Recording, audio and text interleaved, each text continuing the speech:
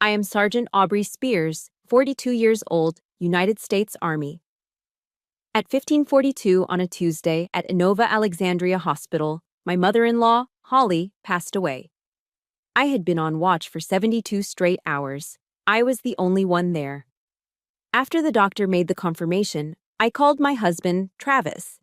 His voice came through the line, devoid of any emotion. 15:42, okay, got it. Listen, on your way home, can you swing by the dry cleaners and pick up my suit? I've got that fundraiser tonight. I went numb. It felt like a cold bullet had just lodged in my chest. He didn't ask if I was okay. He didn't ask how his mother went. He asked about dry cleaning. Travis thought his mother's death was just an inconvenience. He had no idea that Holly had left me one final order, a mission that would change everything. Let me know where you're watching from in the comments. And please hit that like and subscribe button if you have ever been treated like you were invisible by the very people you love the most, right when you needed them the most. The final continuous beep of the heart monitor was the only sound in the room. It cut through the sterile quiet of the Inova Alexandria Hospital ICU. 15:42, time of death. I stood at parade rest, my gaze fixed on the flat green line. I didn't cry. Crying is a luxury you can't afford when you're on duty. And for 72 hours, I had been on watch. The door hissed open, and Brenda, the night nurse with a kind face and a soft Irish accent, came in. She gently placed her hand on my shoulder. "You've been here the whole time, Sergeant," she said, her voice thick with a sympathy I couldn't allow myself to feel. I called them, multiple times."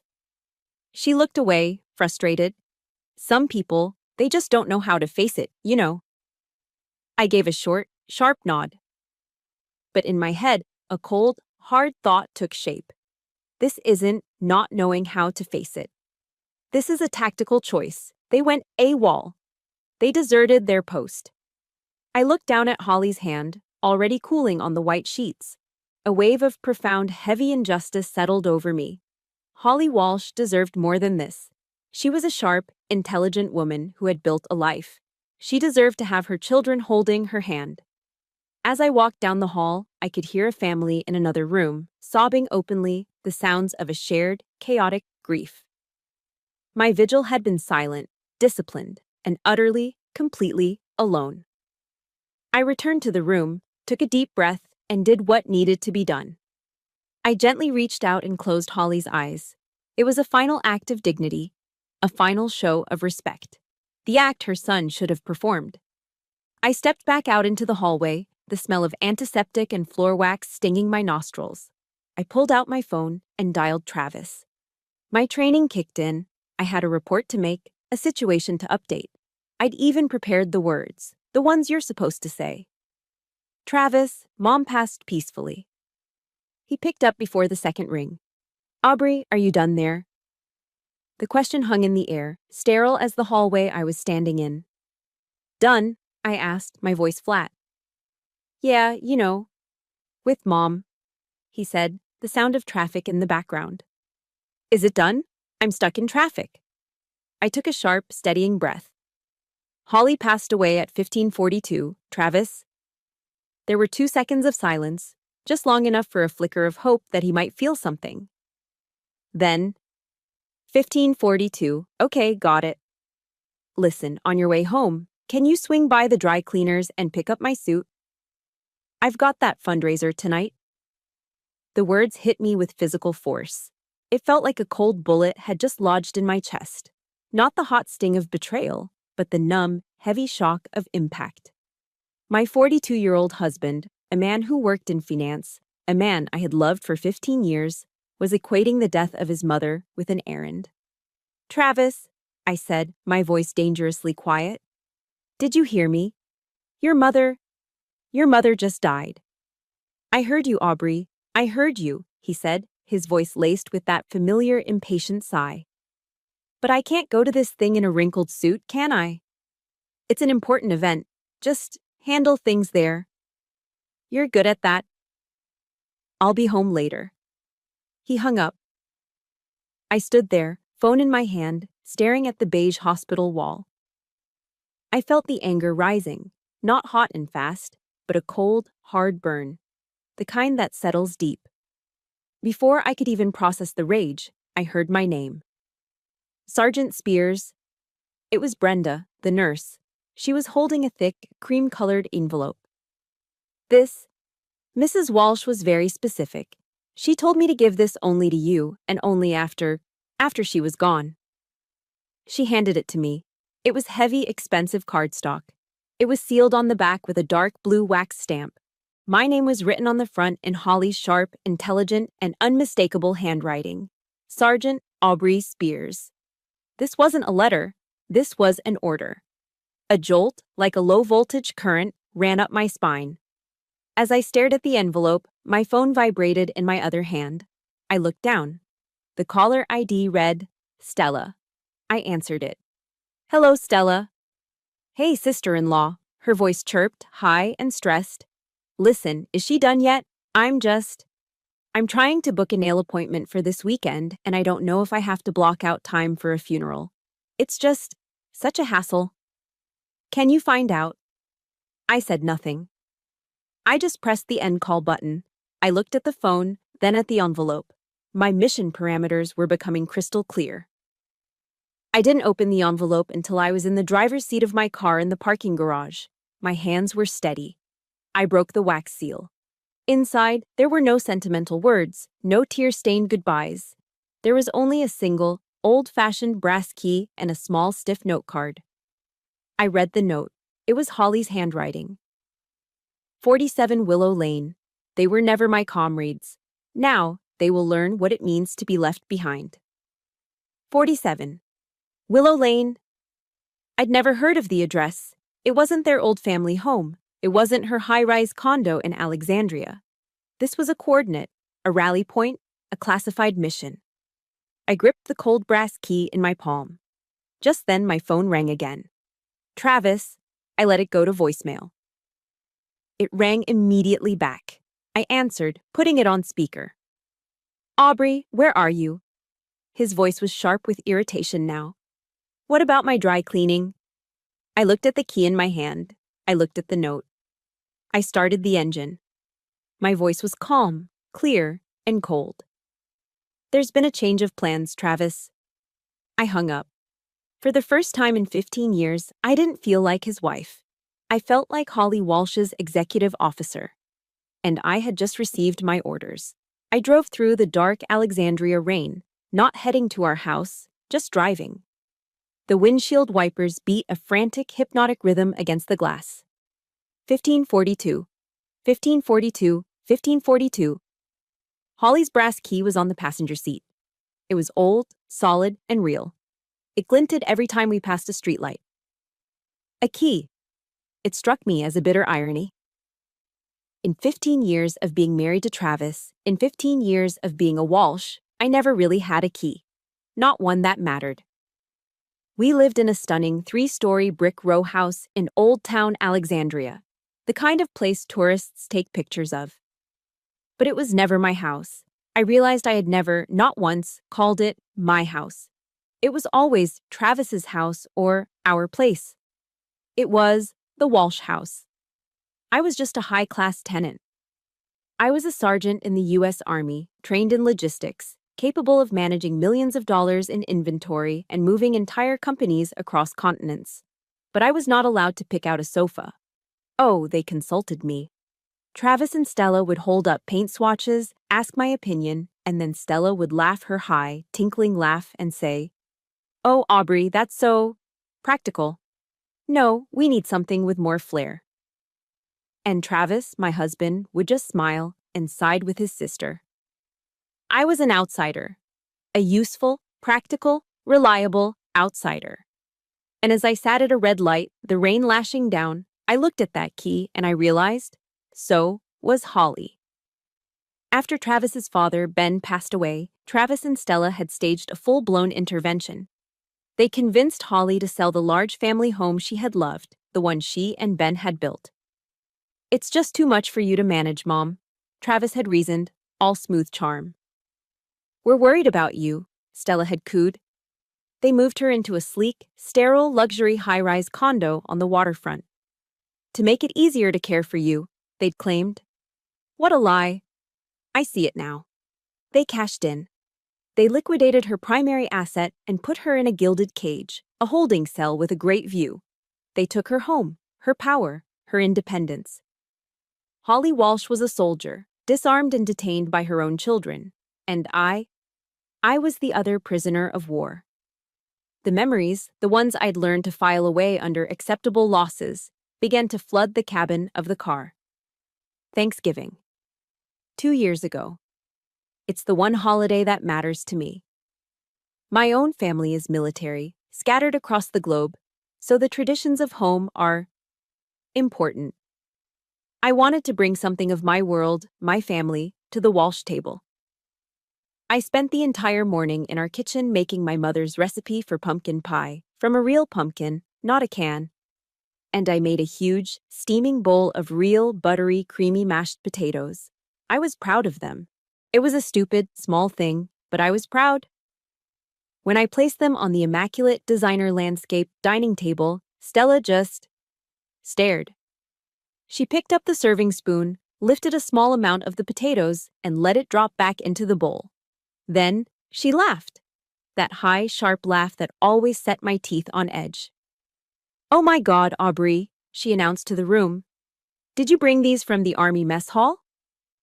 It looks so dense." Travis laughed too, that easy, supportive chuckle he always reserved for his sister. He walked over and kissed my cheek. "Come on, honey," he whispered, loud enough for everyone to hear. "At least it's practical." Practical. There was that word again. I felt the blood drain from my face. I looked across the table at Holly. She was the only one who met my eyes. She deliberately reached over, took a large spoonful of the potatoes, and put them on her plate. "It's delicious, Aubrey," she said, her voice clear and firm. But her words were lost. Travis and Stella were already laughing about something else, some inside joke. I stood there, invisible. I spent the rest of the dinner swallowing my tears, watching my pumpkin pie and my dense potatoes sit on the table, untouched. Growing cold. It wasn't just me, I now understood. They treated Holly the same way. But the real wound, the one that still ached, was last year. I was being promoted. After years of relentless work, of long deployments, of evaluations and boards, I was being promoted to Sergeant First Class, E7. It's a huge milestone. It's the backbone of the Army. The promotion ceremony was at Fort Belvoir. It was a formal, beautiful event. I invited my family. My Walsh family. Travis promised he'd be there. He promised.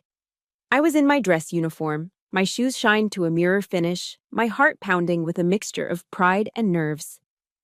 My commanding officer was about to begin. 30 minutes before the ceremony, my phone buzzed. A text from Travis. "Hey honey, so sorry, can't make it. Stella just decided we have to go furniture shopping for her new condo right now. You know how bad she is with colors. Gotta go with her. Congrats though, really proud." I stood there, in a room full of soldiers and their cheering, weeping, proud families. I heard my name called. I walked onto the stage. I stood at attention as the new rank was pinned on my uniform. I saluted.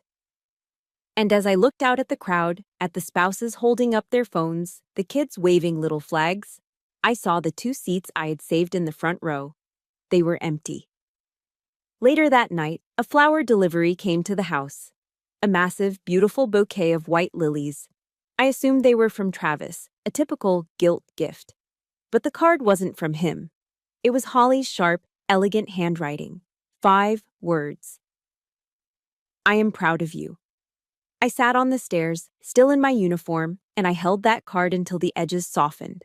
She wasn't even there, but she was the only one who had showed up. Holly had always seen me. And that's when I finally understood the contempt. Travis, the high-flying finance consultant in his $1,000 suits, had always been embarrassed by my career.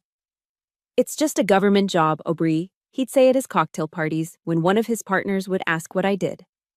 "She's a cog in the machine, very practical." His favorite line, the one he'd use when we were fighting, was always, "When are you going to retire and get a real job? You know, in the private sector? Do something that actually matters." To him, my world, a world built on honor, duty, service, the soldier's creed, was just a collection of empty words. Clichés. The only things that were real to him were money, status, and what people thought of him at a fundraiser. He spent 15 years telling me my service wasn't a real job. He made me, a sergeant first class in the United States Army, feel small. If you have ever had your hard work, your career, or your passion dismissed as not a real job by someone you were supposed to love, please support this story by hitting like. And tell me in the comments, what is the unreal job you are proud of? I looked at the brass key, still sitting on the passenger seat. The rain was finally letting up. I realized Holly had seen it all. She had watched her own children, Travis and Stella, worship those same empty gods. She knew exactly what they were, and she knew exactly what I was. She had watched them desert their post one by one. And so, Holly Walsh, a brilliant, tired strategist, decided to give her weapon, her legacy, her money, her final order, to the only soldier in the family she knew she could trust to see the mission through. The revelations from the night before, the map of wounds, had solidified my resolve. I didn't go home. I didn't go back to the empty, sterile house in Old Town. I couldn't. It wasn't my home. It was Travis's. And I was no longer his wife. I was an executor. I drove to Fort Belvoir. I still had my small temporary office there, a little cot in the corner for nights when logistics problems were too complex to leave. I slept on that lumpy sofa, not really sleeping, just resting my eyes. Holly's brass key was cold in my hand. At 06 Yar, I was up.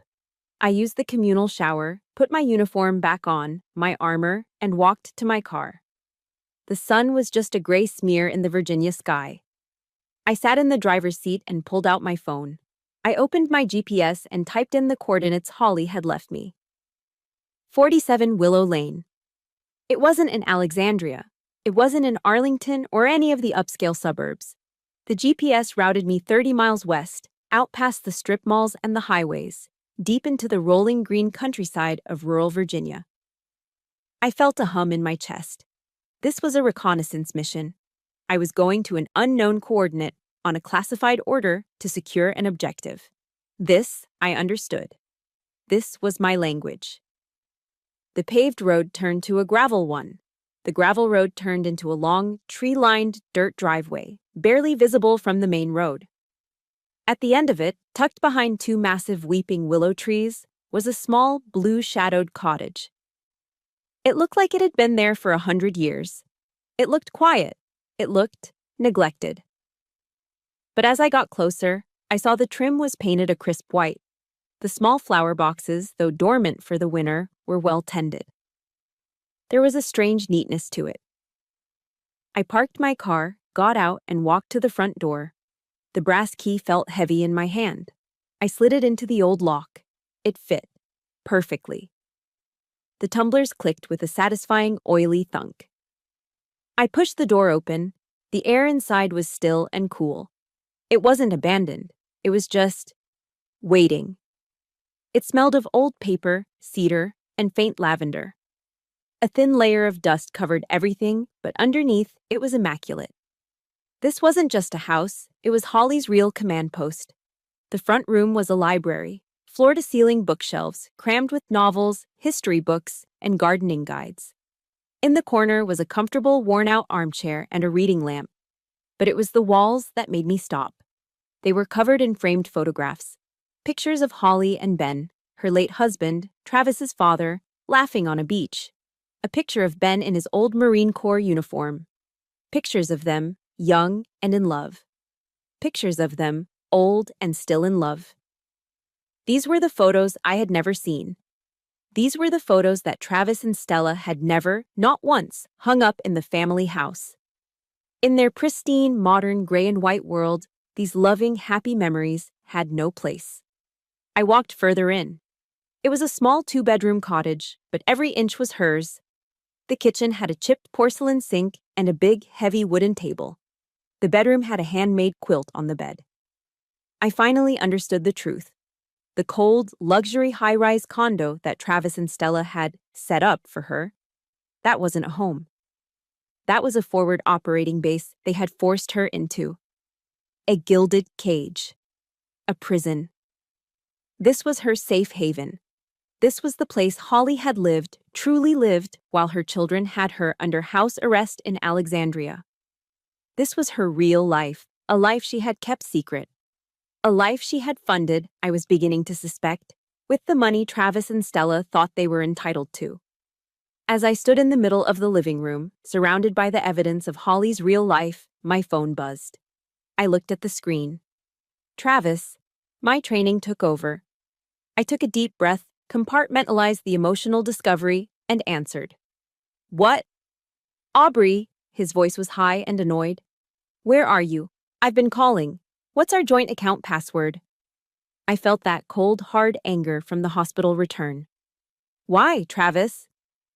I need to transfer some money to Stella, he stammered, and I could practically hear the lie. For, upcoming expenses. You know, for mom, flowers, and stuff. Just give me the password. Flowers and stuff. He hadn't asked about the funeral. He hadn't asked about her body. He was asking for money. No, Travis, I said. My voice was as cold and flat as a steel plate. What? What do you mean, no? He sputtered. That's my money too. It's our money. Stop being so selfish, Aubrey. What the hell is wrong with... I hung up. My hand was shaking, but not from fear. From rage.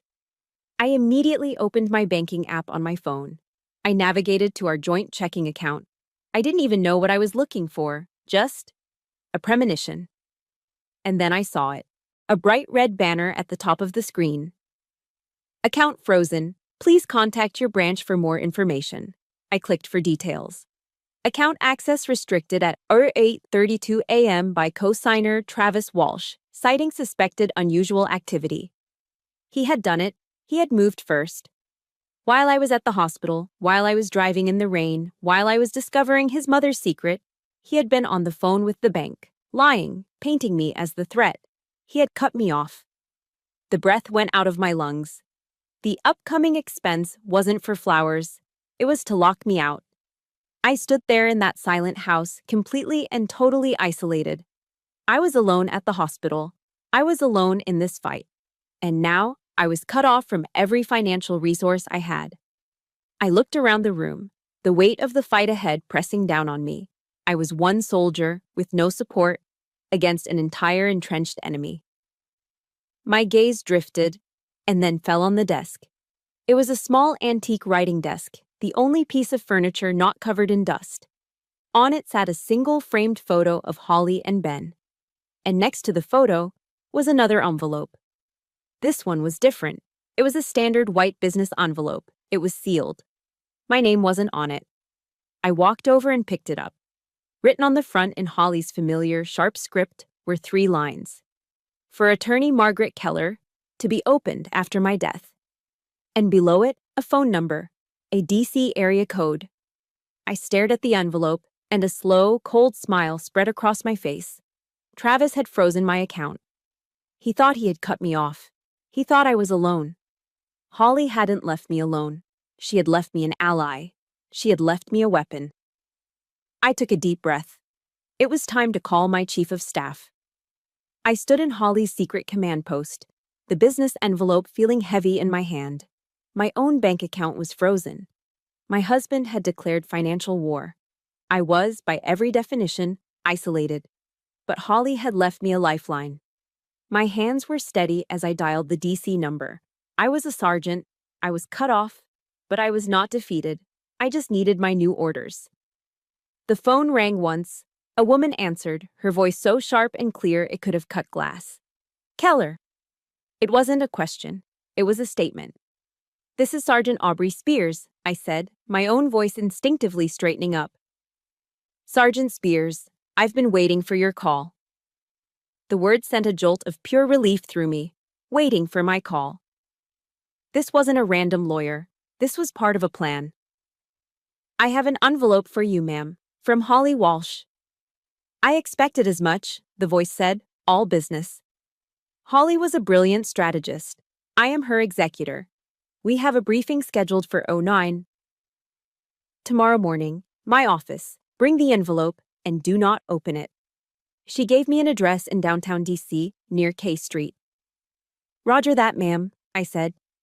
The language was familiar. It was the language of command. And Sergeant, Margaret Keller added, her voice dropping to a cold, precise tone.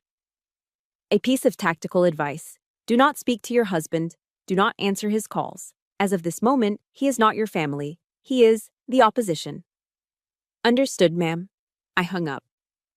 For the first time since 1542, I felt like I could breathe. I had a commander. I had a mission. The next morning, I drove into D.C. and found the office. It was one of those powerful glass and steel buildings where laws and fortunes are made. I walked into the lobby, feeling out of place in my simple, practical clothes. When I got to her office, the receptionist showed me in immediately. Margaret Keller was exactly as I'd pictured. About 65, impeccably dressed, with silver hair pulled back so tightly it looked like a helmet. She was power, personified, but she was not alone. Sitting on the plush leather sofa were two other women, both in their late 60s. They looked normal. They looked like they belonged in a suburban garden, not a high-powered DC law firm. Sergeant Spears, Margaret said. This is Diane and Eleanor. They were Holly's gardening club, and her best friends. Before I could even speak, the one named Eleanor stood up. She was a small woman with kind, watery eyes. She walked right up to me, and without a word, pulled me into a fierce hug. "Oh, you poor child," she whispered, her voice cracking. We heard you were the one with her. You sat with her. Thank you." I froze. It was the first human warmth I had felt in. I couldn't remember how long.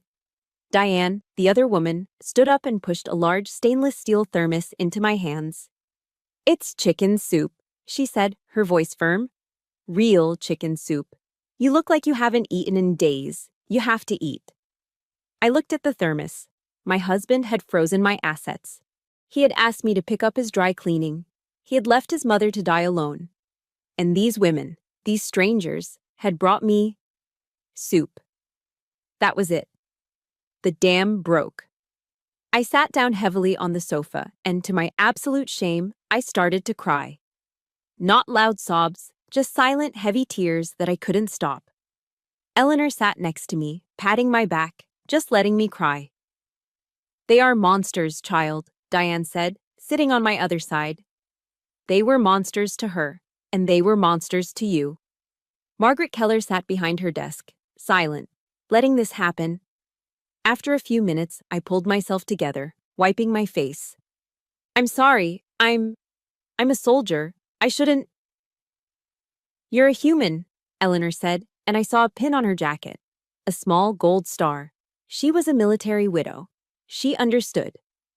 Margaret leaned forward. "Diane and Eleanor are here as witnesses, Aubrey. They know everything. They were part of Holly's network." Diane snorted. "We just called it our Tuesday Garden Club. Holly was so smart. She knew what they were. Did you know they banned her from driving?" "What?" "Oh, yes," Eleanor said, her voice sharp with anger. "Not because she couldn't drive. She was a better driver than any of them. But because they didn't want her to be an inconvenience. They wanted to control her movements.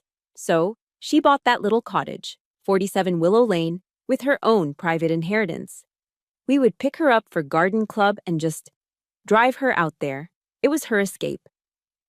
I thought of the gilded cage condo. Travis always complained he was carrying her, that she was a financial burden.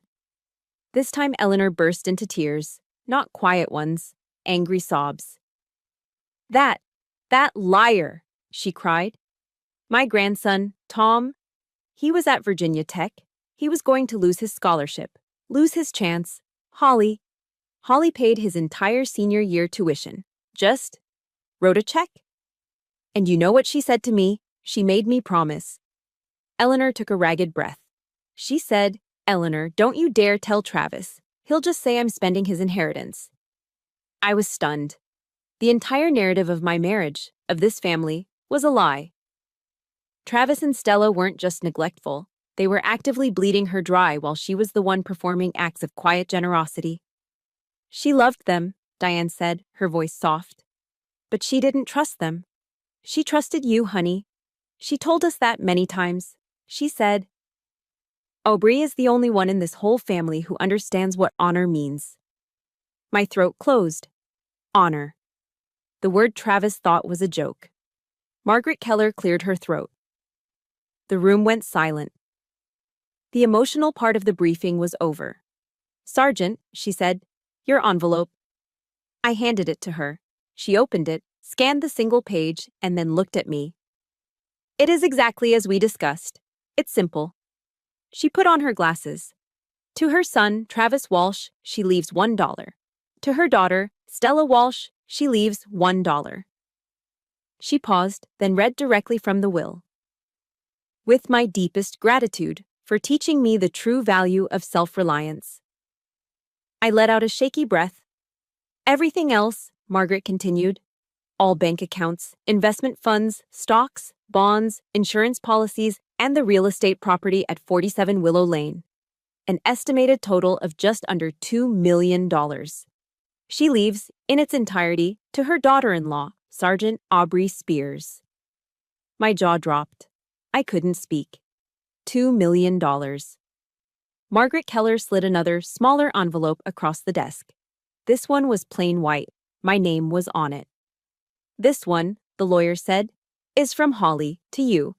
She called it your rules of engagement. I opened it. It was Holly's handwriting. It was just 3 sentences. Do not forgive, let them beg, and when they do, smile, turn, and walk away. I looked up at Margaret, my head spinning. The official reading of the will, Margaret Keller said, a cold, thin smile on her face, is scheduled for this Friday. Your presence and the presence of Travis and Stella is mandatory. The days leading to Friday were a masterclass in psychological warfare. I followed Keller's orders. No contact. I didn't go back to the Old Town house. I operated from 47 Willow Lane, forwarding Travis's dozens of calls, furious rants about the frozen account alternating with manipulative messages about us, straight to voicemail. I ignored them all. I was a soldier preparing for an engagement. My only required contact was the mandatory text, as sterile as an after-action report. Per the instructions of Holly Walsh's attorney, Margaret Keller, your mandatory presence is required for the reading of the will. Friday, 10 a.m., her office. Do not be late. Travis's reply was instant. This is a waste of time, Aubrey. Mom had nothing. It's just going to be us fighting over old photos. I have a lunch meeting at noon, so this better be quick. I felt a cold, hard knot of contempt. He wasn't grieving. He was annoyed that his mother's death was an inconvenience in his workday. Stella's reply came an hour later. It was worse.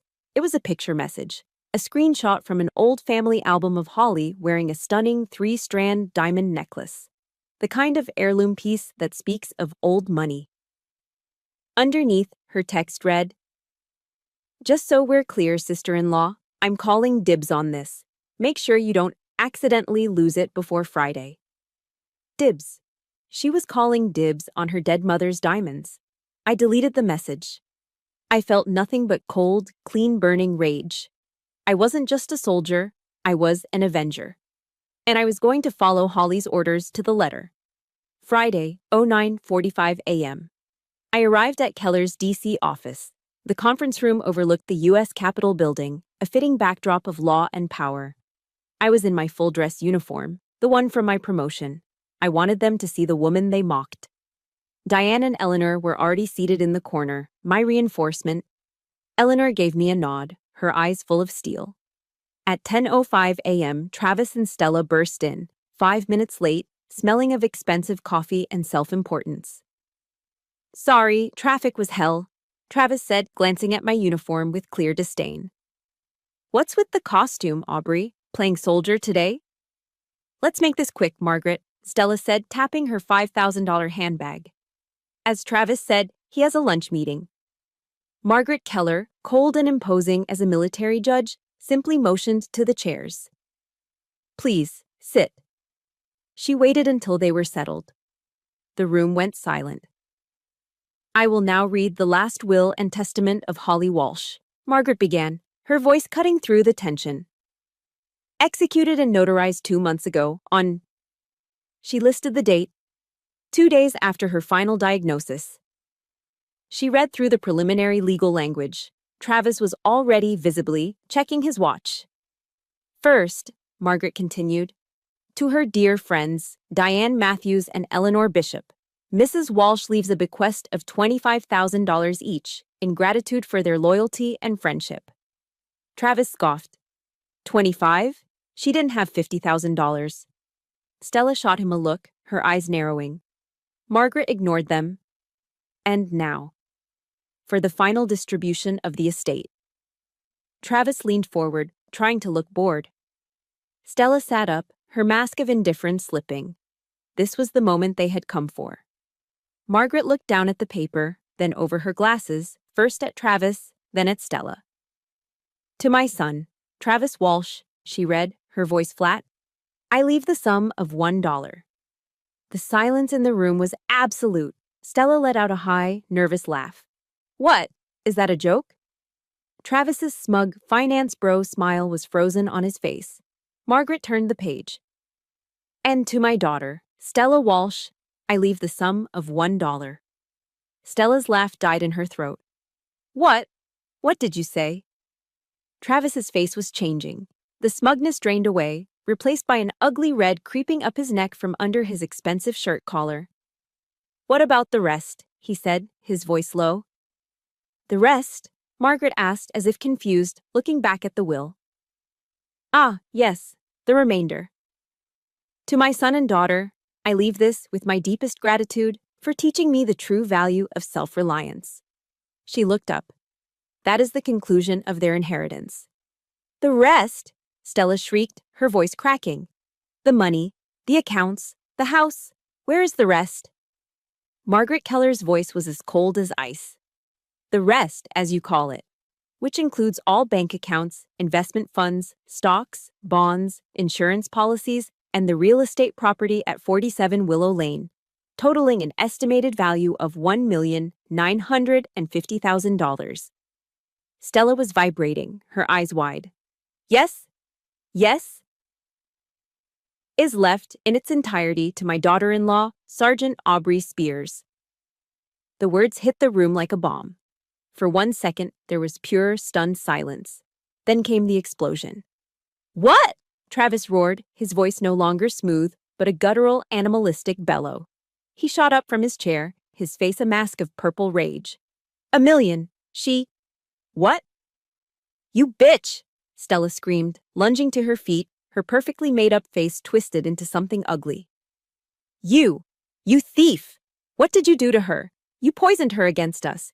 You manipulated her. Travis was pointing a shaking finger at me. She...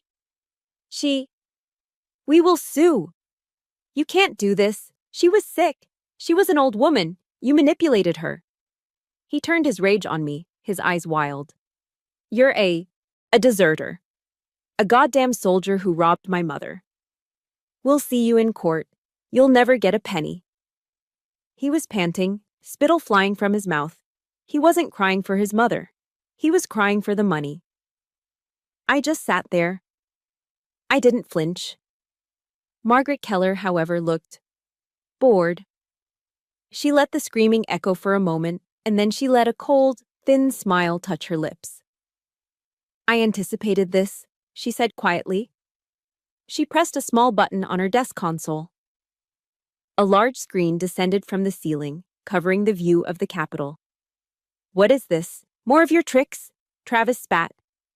Holly, Margaret said, was a strategist. She knew her children. When she signed this will, she also requested a full psychiatric evaluation, which found her to be of exceptionally sound mind and under no duress. And she left a video message. The screen flickered to life. It was Holly. She was in her hospital bed, the one I had sat beside for 72 hours.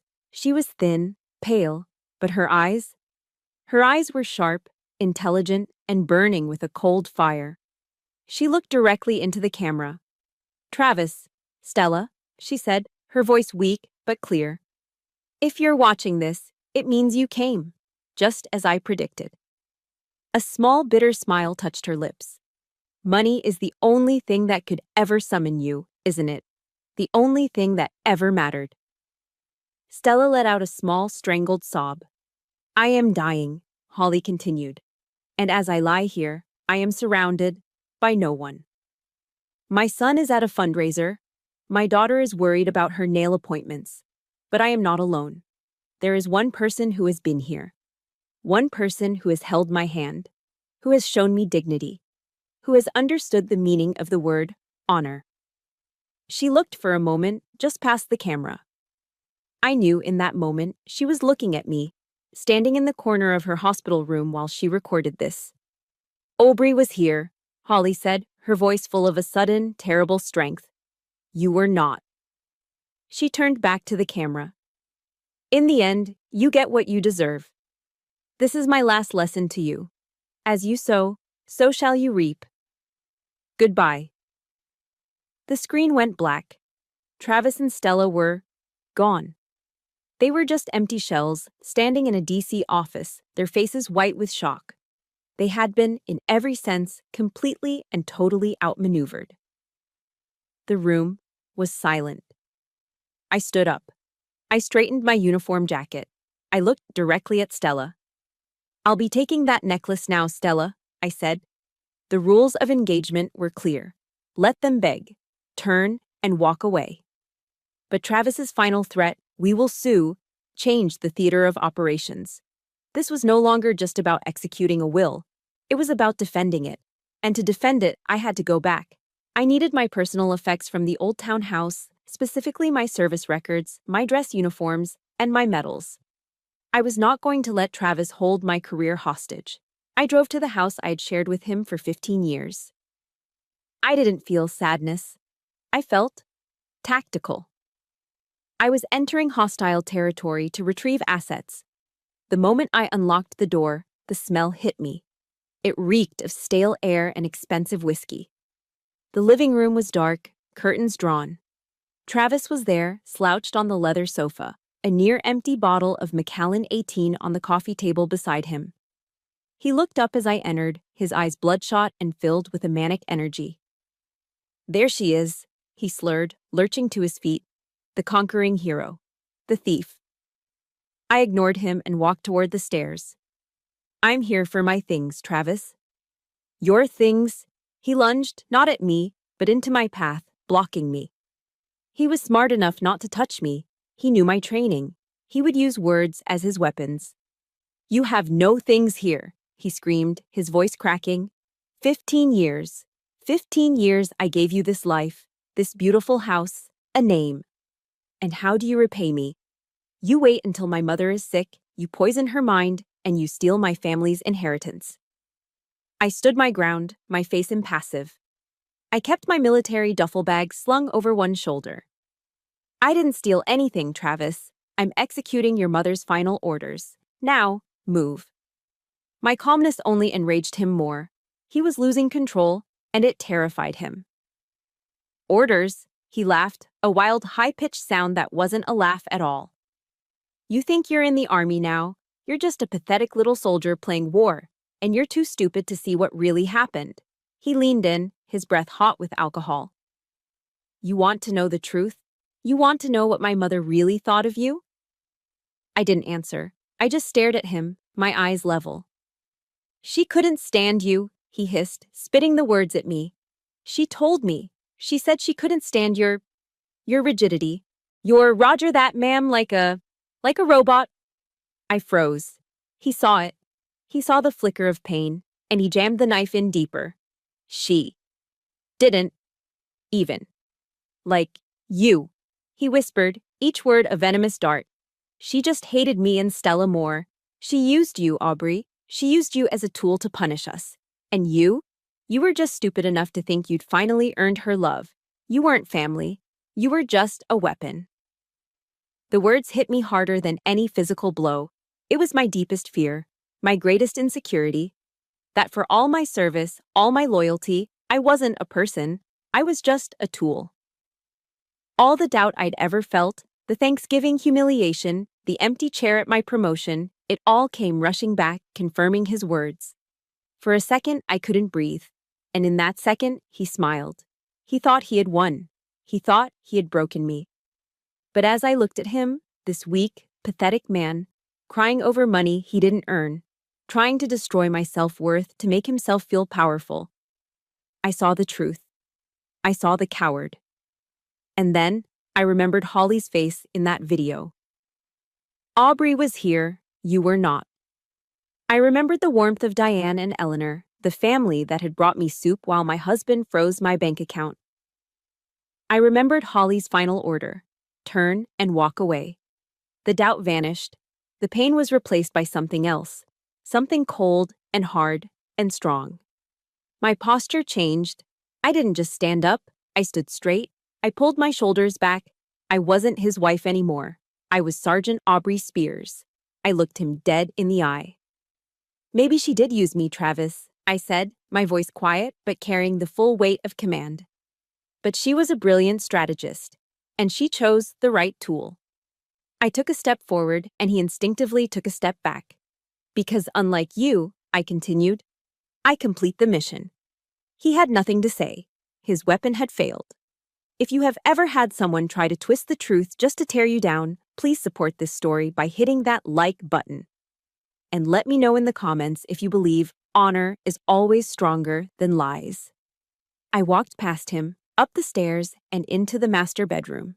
I methodically packed my duffel bag with only what was mine: my service medals, my records, my toiletries.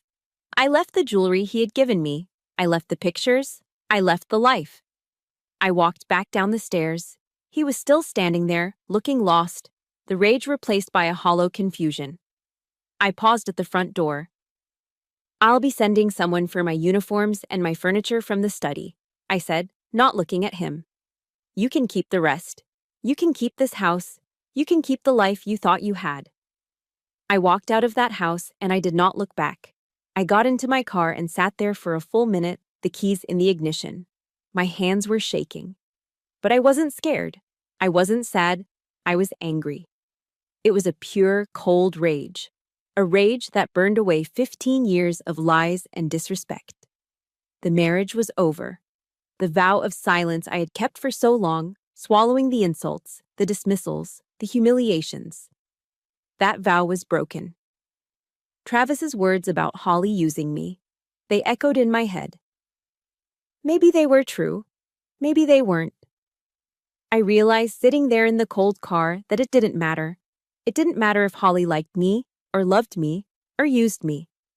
What mattered was that she trusted me. She trusted me to execute her mission. She trusted me to see that justice was done, and I would not fail her. The gaslighting was over. The war had begun. I picked up my phone. It rang twice. Keller. It's me, Sergeant Spears, I said, my voice steady and cold. I hear you, Sergeant. Travis said his mother used me. Maybe she did, I said. But now I'm using what she gave me. Prepare the divorce papers, immediately.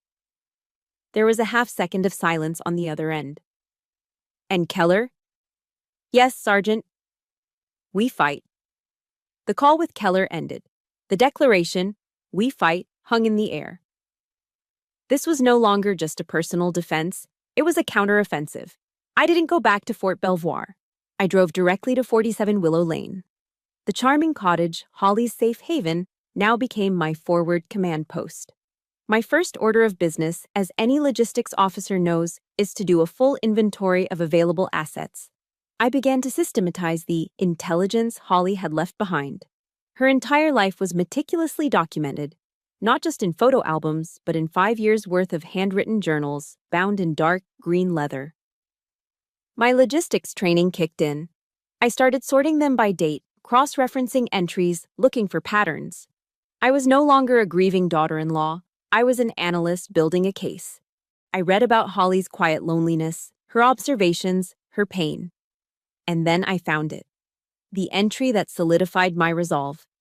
December the 25th, 2023, Christmas Day.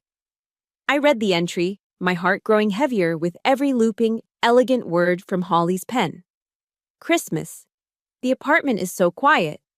Travis and Stella are in Aspen. They sent an e-card. It played a little song. I made a turkey, just a small one, but it feels foolish to eat it alone. The silence is deafening. I miss Ben. I had to pause, my throat tightening. I remembered that Christmas. I was on a short-term deployment in Germany, coordinating a supply movement. I kept reading. A bright spot. Aubrey called. She's on duty somewhere in Germany, but she called. It was 3 a.m. her time. She sounded tired, but she called just to wish me a Merry Christmas. She said she was on watch. I suppose I am too. We are two soldiers, keeping watch alone. Tears pricked my eyes. She had seen me. She had always seen me. Just as I was absorbing the weight of her loneliness, my phone buzzed violently on the desk. A series of rapid-fire notifications. It was Diane, Holly's friend. Aubrey, call me. No, just go on Facebook. Right now. Oh, those horrible children. My blood ran cold. I opened the app, and there it was. Stella had launched her attack. She had tagged me, so it was all over my feed, visible to the entire Alexandria community, to my friends, to my fellow soldiers. It was a post with two pictures, side by side. On the left, a photo from my wedding day, Travis and me, smiling, cutting the cake. On the right, my official army portrait, me in my dress uniform, stoic and proud. The caption Stella wrote was a masterpiece of venom. My heart is shattered, she wrote. I am heartbroken to announce that this woman, my sister-in-law, Sergeant Aubrey Spears, used my mother's dying days to manipulate her. She preyed on a sick, elderly woman, isolated her from her loving family, and stole our entire inheritance. This is a fox in the henhouse, a wolf in sheep's clothing. This is not honor. This is a disgrace to the uniform. The comments were already pouring in. Friends of Stella's, people from the Old Town community who only knew our perfect-looking life. Monstrous. How could she? Disgusting. I hope you're suing her for every penny, Stella. My face was hot. My hands were shaking. This wasn't just an attack on me, it was an attack on my honor. She had used my uniform. She was using the very thing Holly and I respected most as a weapon against me. I immediately called Margaret Keller. I was furious, my voice shaking. She's on Facebook. She's lying. She's posting pictures of my uniform. She's calling me a disgrace. Good. Margaret's voice was perfectly calm, almost cheerful. Good? What do you mean good? She's slandering me. Sergeant, Keller said, her voice dropping into that commanding officer tone. Let them scream. Let them post.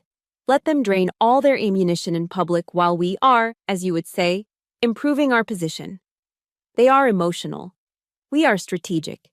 Every post they make, every lie they tell, only makes our counterattack more effective.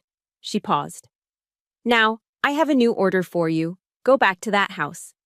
47 Willow Lane. I'm here now, I said. Good. Go to Holly's study. In the back of the closet, under the floorboards, there's an old wooden trunk.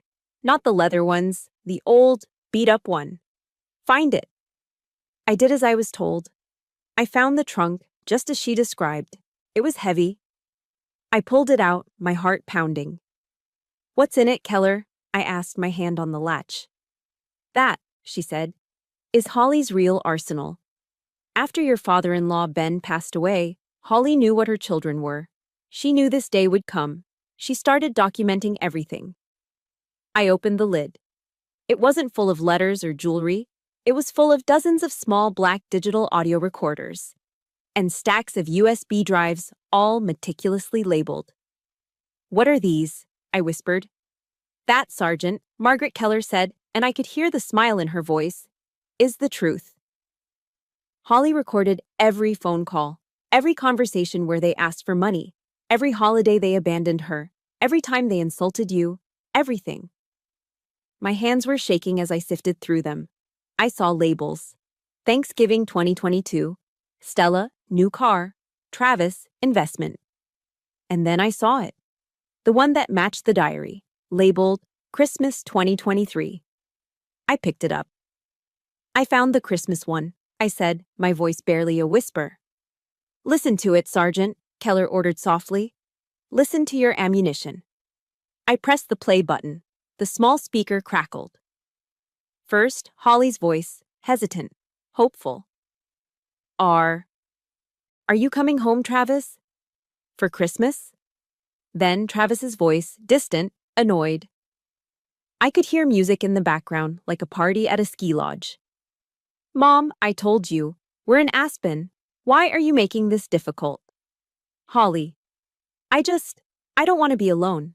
On Christmas. There was a long, exasperated sigh from Travis, and then, the words that stopped my heart. Then call Aubrey, he said, his voice dripping with condescending pity. She's got no one anyway. Look, I gotta go, roaming charges. Click. I sat there, on the floor of Holly's secret command post, in stunned silence. He had told her to call me. He had used my own loneliness as a solution for his abandonment of her. And in that moment, I knew. Travis's final gaslighting attempt in the living room, she didn't even like you, she just used you, was a lie. He knew it was a lie.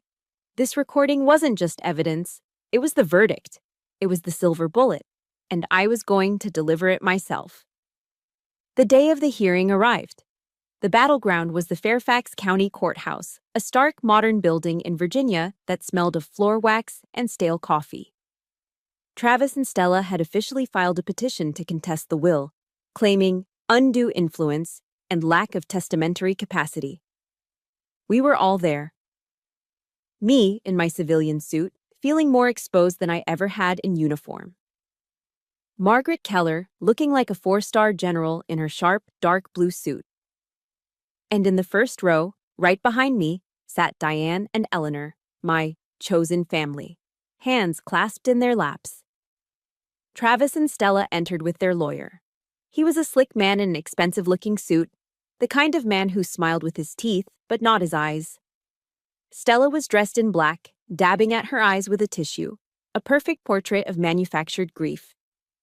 Travis just stared at me, his face a mask of pure, unfiltered hatred. All rise, the bailiff called. The judge entered, a no-nonsense woman in her late 60s. Stella's lawyer began first, his voice dripping with false sympathy. Your Honor, my clients, Travis and Stella Walsh, are the victims here. He painted a tragic picture. Their beloved mother, Holly Walsh, in her final, frail days, was subjected to systematic isolation and psychological manipulation. The defendant, he said, pointing at me, Sergeant Aubrey Spears, is a military officer trained in psychological warfare. She used these skills to prey on a weak, ailing woman, turning her against her own family, forcing her to change a will that had stood for 20 years. I watched, disgusted, as Stella let out a perfectly timed, delicate sob. We are here to seek justice for Holly, the lawyer concluded, and to restore the rightful legacy to her grieving children. The judge looked at him, her face impassive. Call your first witness. We call Travis Walsh to the stand. Travis walked up, swore on the Bible, and sat down. His slick lawyer led him through the script. Mr. Walsh, what was your relationship with your mother like? It was wonderful, Travis lied, his voice smooth and practiced. We were incredibly close. I called her every day. I loved her very much. I could feel Eleanor stiffen behind me. And what did you observe about the defendant's behavior in those final months? Aubrey. Changed, Travis said, shaking his head sadly. She started blocking our access to Mom. She'd say Mom was too tired for a call, or sleeping when we wanted to visit. We tried, Your Honor. God, we tried. But she wouldn't let us in. Now I understand why. He looked at me, his eyes full of fake sorrow. She was poisoning my mother's mind against us. I sat perfectly still, my hands clasped in my lap, I was a soldier in a storm. I did not flinch. I just waited. Diane and Eleanor were muttering prayers behind me. The lawyer sat down. Your witness, Ms. Keller. Margaret Keller stood up, walked slowly to the lectern, and placed a single file on it. Mr. Walsh, she began, her voice crisp and cold. You said you were incredibly close with your mother. Is that correct? Yes, that's correct. And you called her every day? Yes. Or as often as I could. I'm a very busy man. I'm sure, Keller said. She turned to me. Your Honor, I would like to call my client, Sergeant Aubrey Spears, to the stand. I took the stand, swore the oath. Keller's questions were like surgical strikes. Sergeant Spears, in the final 72 hours of Holly Walsh's life, while you were at her bedside, how many times did you attempt to contact Mr. Travis Walsh? 14 times, ma'am, I said, my voice clear and steady. And did he answer? No, ma'am, not 13 of those times. He answered on the 14th call. And what was the nature of that 14th call? Did he ask about his mother? No, ma'am. He asked me if I could pick up his dry cleaning on my way home for a fundraiser he was attending that evening. A shocked murmur rippled through the courtroom. Travis's face flushed. The judge's eyes narrowed, just slightly. Thank you, Sergeant. Please step down. I returned to my seat. Your Honor, Keller continued, the petitioners claim my client used undue influence to poison Holly Walsh's mind. We have evidence that proves the exact opposite, that it was the petitioners themselves who abandoned their mother, and that Holly Walsh was in full command of her faculties and fully aware of her children's character. Stella's lawyer shot up. Objection, speculation. Overruled, the judge said. I'll allow it. Proceed, Ms. Keller. Your Honor, Keller said, we have in our possession several digital audio recordings made by Holly Walsh herself, documenting her relationship with her children. The lawyer was on his feet again. Objection, illegal recordings, invasion of privacy. Holly Walsh recorded these conversations in her own home, where she had a reasonable expectation of privacy. She was a party to the conversation. It is admissible, Your Honor, Keller stated flatly. The judge looked at the slick lawyer. Sit down, counselor. I want to hear these. Margaret Keller pressed a button on a small laptop-connected device. The courtroom was dead silent. The first recording crackled to life. It was the Aspen call. Holly's voice, hesitant. Are you coming home, Travis, for Christmas? Travis's voice, distant, annoyed. Mom, I told you, we're in Aspen. Why are you making this difficult? Holly's voice, smaller now. I don't want to be alone, on Christmas. And then, Travis's reply, dripping with condescending pity. Then call Aubrey, she's got no one anyway. Look, I gotta go, roaming charges. Click. I stared straight ahead. I could feel Travis's eyes on me, but I didn't look. The judge's face was unreadable, but she motioned for Keller to continue. Next recording, Keller said. A call from Ms. Stella Walsh. Stella's voice, impatient. Mom, I'm serious. I need the $5,000 by Friday, or I'm going to lose the deposit on the beach house. Just sell that stock I told you about. Holly. Stella, dear, that's for emergencies. Stella. This is an emergency. Don't you want me to be happy? Click. Stella sank in her chair. And one final recording, Your Honor, Keller said, from Mr. Travis Walsh regarding my client. Travis's voice, angry. Mom, why do you even talk to her? Aubrey is a mistake. She's just a little soldier. You should get rid of her. She's not real family. Click. The silence in the courtroom was absolute. Travis's face was sheet white. He looked like he was going to be sick. Stella burst into tears, and this time, they were real. The judge looked down from her bench, her eyes resting on Travis and Stella. Her voice was cold. Do either of you, or your counsel, have anything else to say? Travis opened his mouth, but no sound came out. The slick lawyer just slowly sat down, shuffling his papers. The judge stared at them for a long, painful moment. Then she lifted her gavel. Crack! This petition is not just baseless. It is an insult to the memory of Holly Walsh. Case dismissed. The gavel cracked again, and the sound echoed like a rifle shot. It was over. The judge's gavel strike, case dismissed, was the gunshot that ended the war. The silence that followed was heavy, absolute. Travis and Stella were frozen, their faces pale and slack-jawed. Margaret Keller slowly, deliberately, gathered her files, nodded once to the judge, and then to me. We stood. Diane and Eleanor rushed over, wrapping me in shaky hugs, whispering, "You did it, child. You did it." We walked out of the Fairfax County Courthouse without a single look back. The news of the verdict, and more importantly, the audio recordings, spread through the tight-knit circles of Old Town Alexandria like a wildfire. The aftermath was swift and brutal. Stella, whose entire career was based on social reputation, was fired from her high-profile event planning company. The public scandal of her screaming, "I need 5,000," at her dying mother was toxic. Her clients, the wealthy wives of DC politicians and lobbyists, dropped her. Travis's downfall was quieter, but just as devastating. His world, the finance bro world, runs on a fragile, unspoken code of trust and appearances. The story of the man who left his mother to die alone, who skipped her last hours for a fundraiser, and who then lied about it in court, made him a pariah. His partners at the firm looked at him differently. Clients became unavailable. They had lost the inheritance, but in their attempt to get it, they had lost everything else: their reputations, their social standing, and their careers. They had nothing left but each other. I, on the other hand, was at 47 Willow Lane. I spent the next few days in a state of quiet exhaustion. I began to truly clean the house, to sort through Holly's things, to polish the wood and air out the rooms. The relief was immense, but it was heavy. The war was over. I had won. But the price was my 15-year marriage. The life I had known was gone, reduced to ash. A few days later, I needed to restock the kitchen.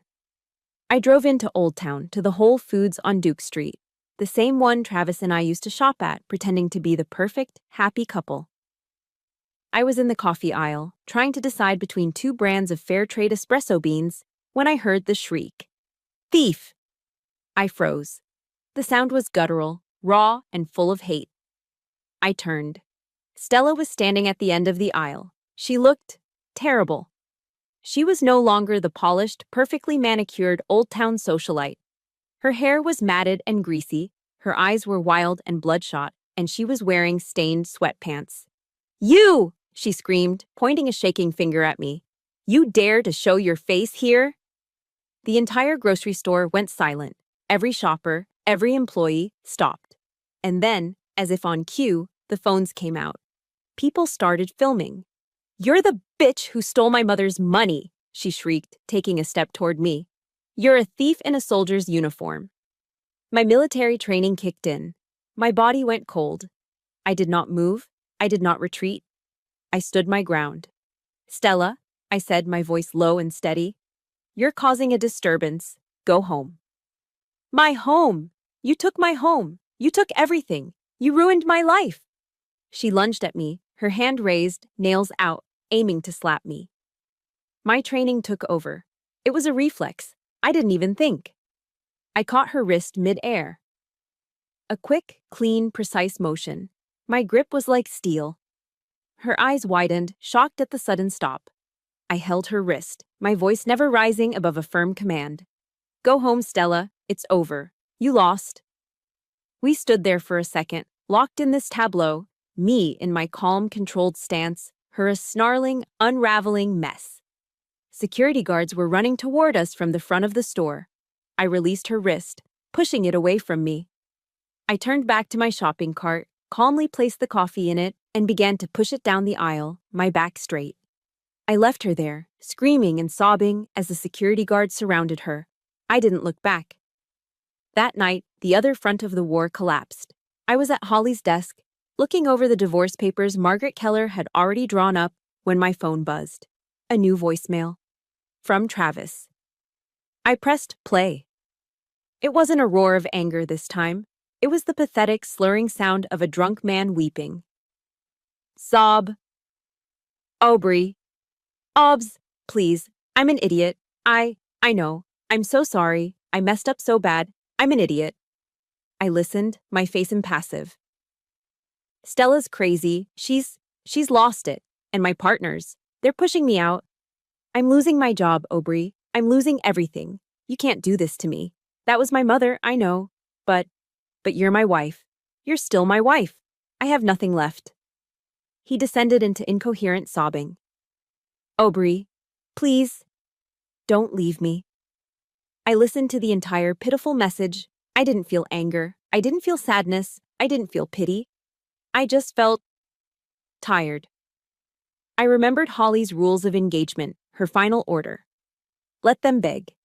And when they do, smile, turn, and walk away. I sat there at Holly's desk. I picked up the pen. I looked at the divorce papers. I didn't smile. I just felt a cold, quiet peace. I signed my name, firmly, Sergeant Aubrey Spears. Then I picked up my phone. I deleted Travis's voicemail. I blocked his number. I blocked Stella's number. I composed a new email. It was to Stella's lawyer.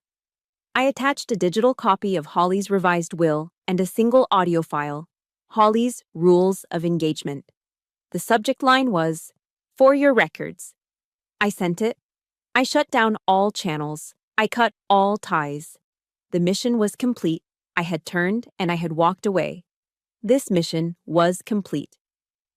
But a new mission was just beginning. With the divorce papers signed and the opposition cut off, the initial chaos settled into a cold, quiet peace. I had a significant estate, investment funds, and cash, nearly $2 million, all secured under my name. I was financially free. I could have resigned my commission immediately, bought a beachfront condo in Florida, and started an early retirement, but that felt cheap. It felt like a Travis move. Holly's legacy was not about the money. It was a final, profound mission statement. I called Diane and Eleanor. They came immediately, bringing not chicken soup this time, but architectural sketches and notebooks filled with ideas. Holly wanted this little cottage to be what she never had, I told them, standing in the cozy living room of 47 Willow Lane. A place of safety, honor, and true community. A haven, Eleanor whispered, her eyes shining. Exactly, I affirmed. We're going to use this house and Holly's funds to build something real. Not just for us, but for people like Holly, the soldiers left behind on the home front. We officially established Holly's Haven, a nonprofit community center. Its mission was twofold: to offer free legal and emotional support to military widows and families navigating complex, often toxic inheritances, and to provide a place of belonging for elderly individuals who had been emotionally abandoned by their own children. It became my new command post. I spent months working with Margaret Keller to structure the foundation legally. Diane, a retired horticulturalist, designed a gorgeous community garden. Eleanor, the military widow, volunteered to run the support group for others like herself. One afternoon, while sorting through Holly's personal journals for insurance documents, I came across a small, aged envelope tucked deep inside. It was sealed with a plain sticker, and on the front, Holly had simply written, "For Aubrey, when the war is over." I sat down at the desk. My heart felt fragile. This was the last piece of intelligence. I opened the envelope. It wasn't a tactical brief or a bitter instruction. It was a single, handwritten letter. Holly's elegant, sharp script filled the page. "My dearest daughter-in-law, Aubrey." I froze on the word daughter-in-law. After all the bitterness, after the divorce, that word carried a weight I hadn't expected. If you are reading this, it means you completed the mission. Do not let Travis's words wound you. He told you I didn't like you. A coward's lie born of his own desperation. I did not like you, Aubrey. I admired you. You were the only person in my life who kept a promise. The only one who valued duty and respect over convenience and money. You showed up. You stayed at your post. Thank you for showing me what true honor looks like. Do not live in my war, my dear. Use what I left you to build your own peace. My love to you, my daughter. Holly. I placed the letter on the desk, and I cried. It wasn't the sharp, cold, disciplined weeping of the hospital room. It was a deep, freeing sob that purged 15 years of doubt, of being told I wasn't enough, wasn't feminine enough, wasn't rich enough, wasn't real. Travis's cruelest psychological weapon was diffused by Holly's final act of faith. I cried for Holly, who was finally at peace. And I cried for the sergeant, who finally had permission to be Aubrey. It was the first time I had truly cried since Holly passed. A year later, Holly's Haven held its opening ceremony. It was a beautiful, sunny Virginia afternoon. The little cottage, once Holly's secret safe house, glowed with new purpose. The community garden was already bursting with late summer tomatoes and herbs. Inside, the free legal clinic was open, and the kitchen was warm, perpetually smelling of Diane's famous chicken soup. I stood on the newly built porch, wearing a sharp, tailored civilian dress. No uniform, but I had never felt more like a leader. Legacy, I said, addressing the small crowd of veterans' families, abandoned seniors, and friends. Legacy isn't what you leave behind in bank accounts, but what you build with the values you stood for. I looked at Diane and Eleanor, standing beside me. My chosen family. Holly Walsh left us a blueprint for justice. Today we build that justice into a home of hope. Holly is not gone. Her mission, and her honor, lives here now. The story ends on a quiet evening, 6 months later. I had officially retired from the Army, turning in my uniform with a deep sense of accomplishment. I still worked at Holly's Haven every day, but I was no longer defined by rank. I was simply Aubrey. I was sitting on the Haven's porch swing, drinking a cup of tea. I looked up at the twilight sky over the rolling hills of Virginia. The air was cool and smelled of fresh-cut grass and lavender. I had traded the chaos of command for the quiet grace of service. I had traded a loveless marriage for a community built on loyalty and respect. I had traded Holly's war for my own peace. I looked up at the stars, the same silent, ancient stars that had watched me stand guard in the hospital room. The final watch was done. I had executed the last order, and I was finally, truly free.